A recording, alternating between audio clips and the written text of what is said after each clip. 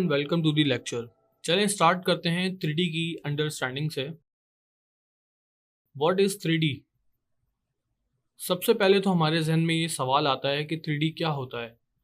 3D का मतलब है 3 डायमेंशंस, जो कि x, y और z होते हैं। x का मतलब विड्थ, y का मतलब हाइट और z का मतलब डेप्थ लिया जाता है।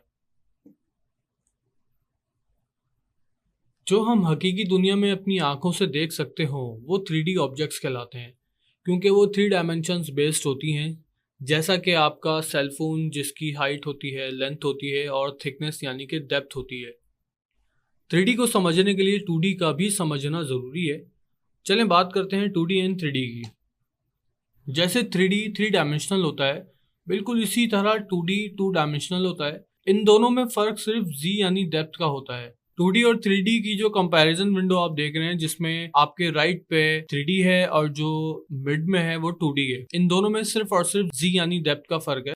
अगर हम 3D के अंदर से Z को निकाल दें, इरेज कर दें, तो वो भी सिर्फ और सिर्फ एक 2D ऑब्जेक्ट रह जाता है। फॉर एग्जाम्पल, अगर आप देखें, ये भी सिर्फ 2 एक्सेस हैं, X और Y, और यहाँ 2D में भी सिर्फ 2 ही एक्सेस आपको देखने को मिलेंगे, X और Y। इसी तरह से हमारे जितने भी शेप्स हैं वो सब के सब 2D कहलाते हैं, क्योंकि शेप्स का मतलब ये होता है कि आपने जस्ट सिर्फ किसी भी ऑब्जेक्ट के शेप को जस्टिफाई करना होता है कि वो शेप स्क्वायर है, सर्किल है या रेक्टेंगल है या व्हाटएवर लाइन है।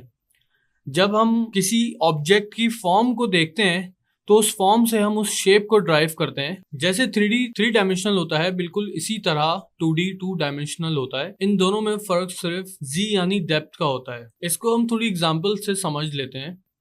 जैसा कि आप देख रहे हैं, एक एग्जांपल आपके सामने स्क्रीन पे मौजूद है, जिसमें आपके राइट पे एक 3D इमेज है और आपके लेफ्ट पे एक 2D इमेज है।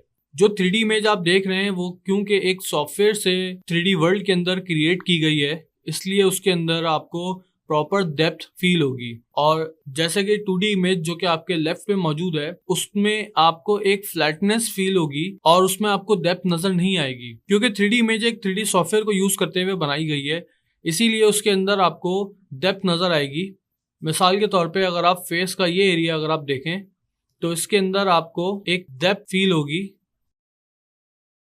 और 2D इमेज की अगर मैं बात करूं तो यहाँ पे देखें, आपको बिल्कुल फ्लैट एरिया नजर आएगा। इसी तरह से जितनी भी एग्जांपल्स आप आगे देखेंगे उन सब में आपको डिफरेंस क्रिएट हो जाएगा, एक 3D क्रिएटेड इमेज के अंदर और एक 2D इमेज के अंदर। आप इसमें देख सकते हैं बहुत वाज़ेह फर्क मौजूद है एक 2D और 3D का। यहाँ पर मैं आपको ये बात वाज़ेह कर दूं कि तमाम की तमाम इमेजेस 2D हैं, मगर कुछ इमेजेस 3D सॉफ्टवेयर्स को यूज करते हुए बनाई गई हैं, इसीलिए उन इमेजेस के अंदर आपको 3D फील आएगी। ये मैं आपको 3D की अंडरस्टैंडिंग देने के लिए दिखा रहा हूँ। इन इमेजेस को देखने के बाद हम 3D वर्क स्पेस में जाके 3D को समझेंगे। चलें चलते हैं अपने अगले लेक्चर की तरफ, जिसमें हम देखेंगे कि माया किस तरह से काम करता है, और इसको समझने के लिए हमें सबसे पहले माया का इंटरफेस समझना जरूरी है। चलें स्टार्ट करते हैं माया के इंटरफेस की तरफ।